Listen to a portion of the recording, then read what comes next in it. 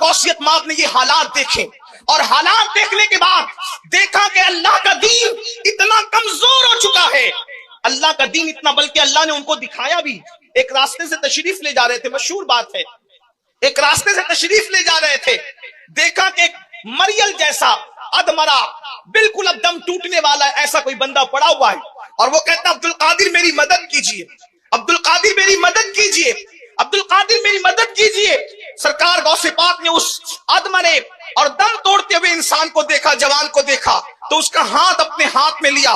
علماء فرماتے ہیں، سیرت نگار لکھتے ہیں کہ مرشد غوث پاک نے جیسے اس جوان کا ہاتھ اپنے ہاتھ میں لیا، وہ ایک تندرست توانا ہو کر کے کھڑا ہو گیا۔ آپ نے ہاتھ میں لیا اور وہ تندرست ہو کر کے کھڑا ہو گیا تو آپ کو حیرت ہوئی، تو اس نے کہا عبد القادر میں کوئی انسان نہیں ہوں، بلکہ اللہ نے آپ کو یہ بتانا تھا کہ آپ کے نانا کا دین بالکل اسی حالت میں تھا جیسے آپ نے میری حالت دیکھی، مگر آپ نے میری مدد کی